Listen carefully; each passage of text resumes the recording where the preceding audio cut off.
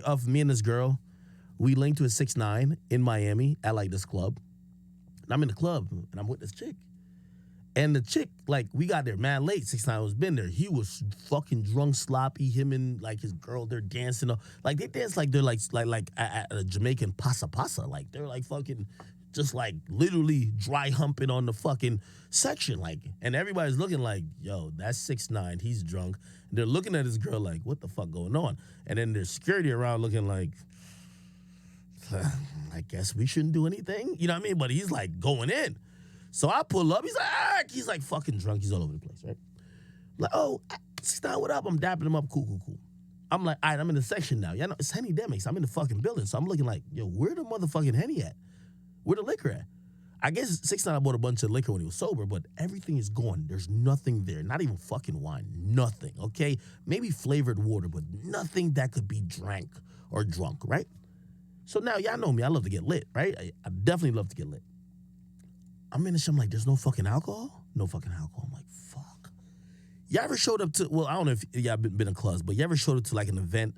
I just imagine, like, let me just put it to a cookout. You show up to the cookout, you hungry as fuck, right? But there's all the food's gone. And everybody's full as fuck. You know what I mean? So like you low-key kind of looking like, they got no more like chicken over there, they got no more like burger, like whatever the case, right? So I'm there, I'm so fucking sober. He's drunk as fuck, and I'm like, damn, everybody's lit except me. Like, there's no liquor at all. So I'm with this chick, and I'm like, so I tell like the little host person who was just sitting there, just like, the guy got on I know the bottles at this club cost a lot because this nigga had on a fucking bow tie. Like, who the fuck has a bow tie on in a goddamn like club?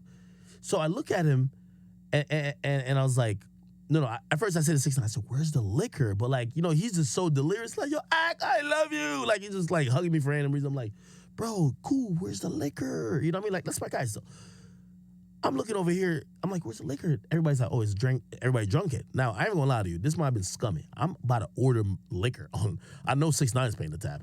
I'm cheap. I look at the host. I'm like, I just got here. Liquor. I need Henny, Casamigos. Where's that? The host, I don't know if he had like, I think 6ix9ine paid the tab already, so he knew not to bring nothing more out, because if the tab is open, they're going to just bring whatever you want. But he kind of looks at me and was like, there's a little bit of something left, and it was some like really weak-ass wine. I'm like, what the fuck?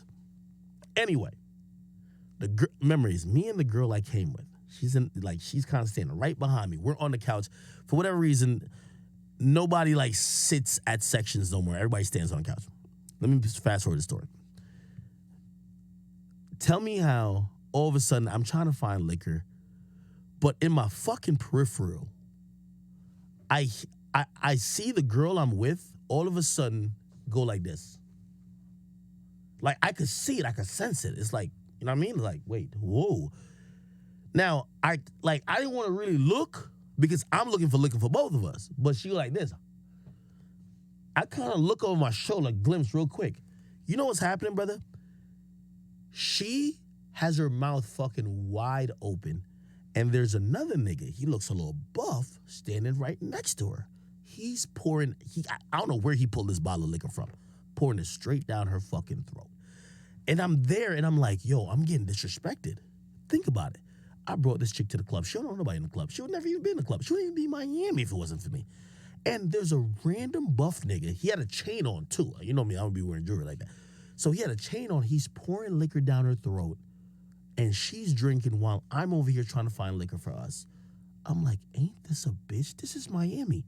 This is the life. And I'm looking over her. I'm like, yo, what the fuck? So I look at her. I got this face of disgust, but really I'm kind of hurt too, because I'm like, damn, I can't believe this chick is so disloyal. You know what I mean? So I turn back around. Anyway, the whole time, that nigga with the chain is right next to her. Not even gonna lie, I'm tight as fuck.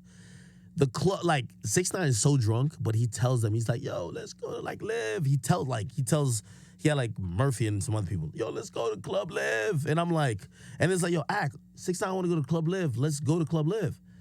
And I was like, I'm tight now, because the chick I'm with is driving a boat with random other niggas. And I'm like, yo, did I bring like a hoe to the club? Like, I feel like a fucking fool. 6ix9ine stumbles out. All the security just walks around him, escorts him out the building. And now I'm leaving, and then chick kind of like, I didn't even tell her I was leaving, but I was like, I kind of just gave her like a head nod, and she just kind of followed. But I'm tight at her now, right? So so everybody's going to like Club Live or whatever the fuck it was. Shorty's with me. And I ain't gonna lie to you, we never made it to the next club because I'm tight. I couldn't even fucking, sometimes you're mad at somebody, you can just act like it's cool. I couldn't even like fucking fathom acting cool with her. I basically was like, yo, bro, like, yo, you really think I'm like some simp ass, bitch ass, hoe ass nigga? Like, dog, I'm in the club with you and niggas is throwing and pouring liquor down your fucking throat. You right next to me and shit like that. And she told me what usually women do when they know they done violated, which I didn't even believe in the moment, but I'm gonna tell you later on it was actually true. She said, what are you talking about? I said, I look back and there's a nigga fucking throwing liquor down your mouth and you look like you're fucking swallowing semen. Like, to me, that's what it means. She says to me, the guy who did it, he's gay. Bro, I was just so done with her. I remember just saying like, yo, I'm going back to my hotel. Like, whatever you want to do, go do, but I'm going back to my hotel. I just thought it was a lie. Anyway, I say all that to say, right? I say all that to say, I don't even know how I got on this tangent. Apparently the nigga who was doing that was actually gay.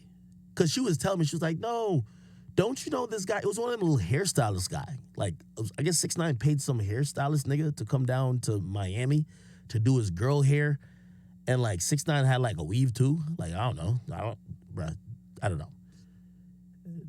His name, he be on Shade Room all the time. I had no fucking idea who he was. No fucking idea. He don't even look gay.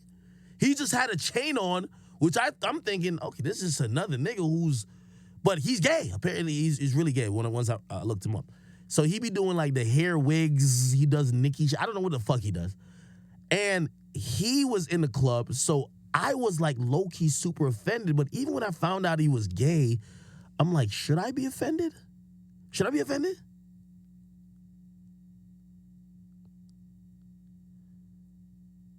I'm reading this shit. Should I be offended? It is, yo, I was still mad at her. I'm like, it's a nigga. Why you have a nigga pouring liquor in your mouth? You're right next to me. Your mouth is opened up like you're ready for some fucking golden shower. This shit was fucking offensive. You know what I mean? So anyway, long story short, just to kind of explain the whole thing, and I guess I started off with Dirk, trying to even give the story. If you took a picture of me in that section, the guy is standing right here, the girl with me standing behind me, you would say Ak is with this guy. You know what I mean? And I'm just saying that because it's false narrative, because I didn't know who the fuck this nigga was. I didn't even know like these gay dudes who be doing hair that nigga look like a rapper. I thought it was one of them scammer niggas. Like, I'm like, what the fuck you got a scammer pouring bottles out your mouth? She's like, no, he's a guy with the bundles. Like, what the fuck does that mean? The bundles of what? Cash? Like, what the fuck are you talking about?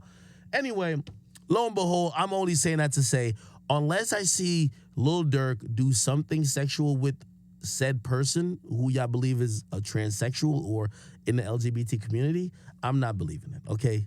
That's the point I'm saying. If you think, and I don't know how y'all live, where y'all could just be like, oh, you don't talk to anybody homosexual, you're never around them, it's not realistic when you're in the industry. First of all, your label owners are gay. A lot of times people hire gay assistants. You know what I've heard? Gay assistants do the best job. You get me? People have told me like, yo, Ak, you should hire an assistant, but don't hire a straight dude or don't hire, just hire a gay dude. They're the best assistants by far. That's what I've heard, right? And if you're gonna get a hairstylist, I heard the gay dudes do it best. So if you have certain people around for doing certain things, don't mean you're fucking them. So like, I say all that to say, I'm not defending Dirk, but when you send me the fucking video of Dirk like getting his dick sucked by a homie, okay, you got it. But or at least hugging him or kissing him or something. But like Dirk walking behind somebody, fuck out of here. Anyway.